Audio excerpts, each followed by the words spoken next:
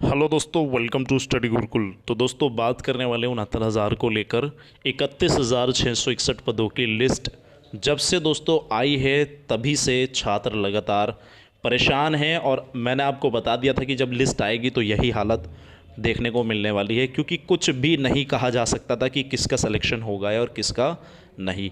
काफ़ी हज़ार ऐसे छात्र हैं जो मानकर चल रहे थे उनका सिलेक्शन सुनिश्चित हो रहा है, क्योंकि वो पूरी तरह से 1,000 सीटों में से 46% उसका निकाल चुके थे।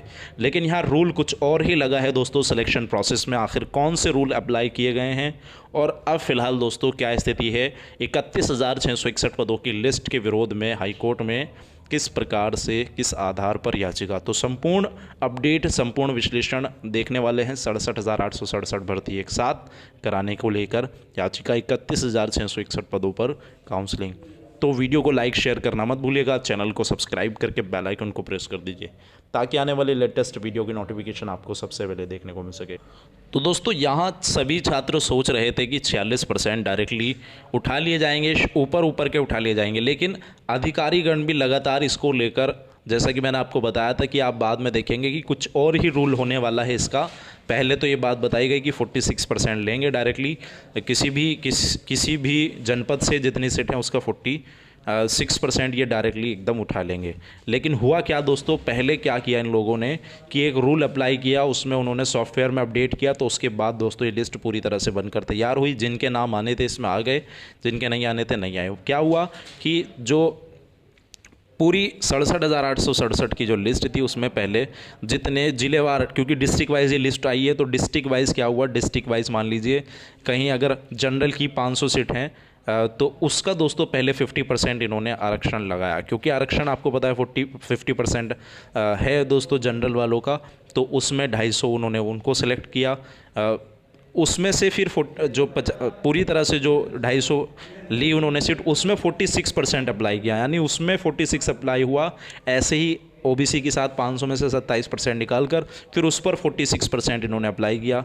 उसके बाद दोस्तों एससी एसटी इसी तरह से 2% मतलब 17 आपका 2% निकाला एसटी का, उस पर दोस्तों फिर इसी आधार पर इन्होंने किया। यानी एससी में आप मानिए कि 74-75 गुणांक वालों का भी सिलेक्शन नहीं हुआ है, उनका सिलेक्शन भी इसमें रुक गया है। ऐसे में सवाल बिल्कुल उठते हैं कि आखिर ये किस प्रकार से सिलेक्शन प्रोसेस हुआ कि जहां कम सीट थी दोस्तों और हाई गुणांक थे वहां छात्र दोस्तों रह गए हैं, लेकिन जहां ज़्यादा सीट थी और कम गुणांक वाले सिलेक्शन पा गए हैं। यानी 67, 69, 71 ये सिलेक्शन पा चुके हैं, लेकिन 75 वाला सिलेक्शन नहीं पाया है, जबकि वो एससी कैटेगरी में था।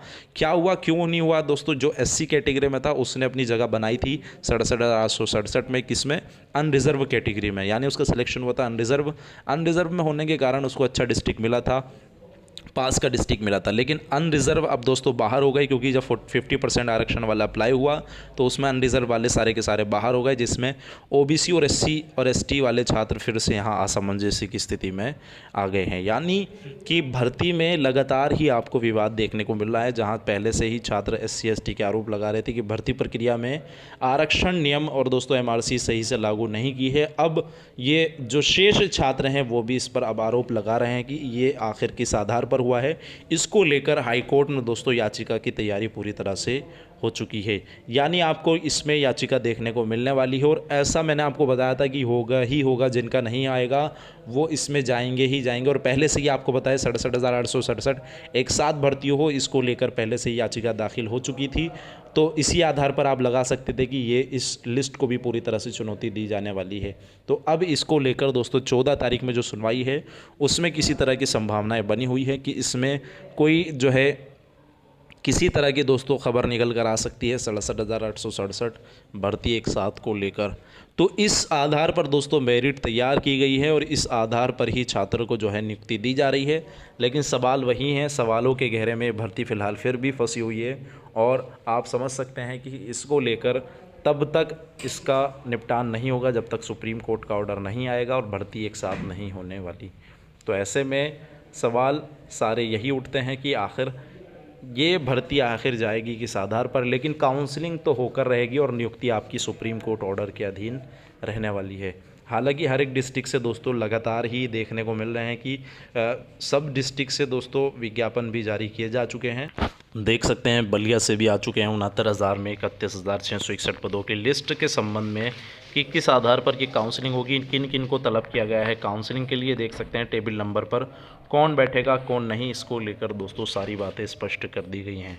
यानी 31,661 की जो लिस्ट है वो आप सभी को जो आई है उसकी काउंसलिंग दोस्तों देखने को मिलने वाली। छात्रों के द्वारा दोस्तों जो बैंक ड्राफ्ट है वो भी तैयार करवा लिया गया है। देख सकते हैं आप सब कि आज ही की तिथि है 12/10/2020। 500 रुपये का ये बैंक ड्राफ्ट है।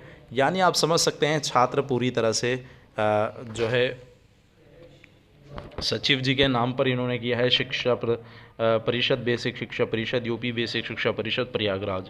500 रुपये का दोस्तों बैंक ड्राफ्ट है। तो देखते हैं क्या स्थिति बनने वाली है। अगर आपका जिन जिन का नाम आया है काउंसलिंग तो होकर रहेगी और नियुक्ति भी आपको मिल जाएगी, लेकिन सब कोर्ट के अधीन रहने वाली है। जैसा भी होगा फिर भी आपके बीच साझा किया जाएगा। लेकिन आप देख सकते हैं कि इस पर जो है याचिका आप सभी को इसको ऑथेंटिक अपडेट जो है वो देखने को मिलने वाली है। हालांकि याचिका को लेकर खबर यही है कि याचिका दाखिल की जा चुकी है, लेकिन इस जो ऑथेंटिकेशन है दोस्तों वो यहाँ जब याचिका संख्या आ जाएगी तभी देखने को मिलेगी। तो मिलते हैं नेक्स्ट अपडेट के साथ। वीडियो को लाइक शेयर करना मत भूलिएगा, चैनल को सब्सक्राइब कर लीजिए। Thanks for watching video, take care, bye bye, God bless you all guys, Jai Hind.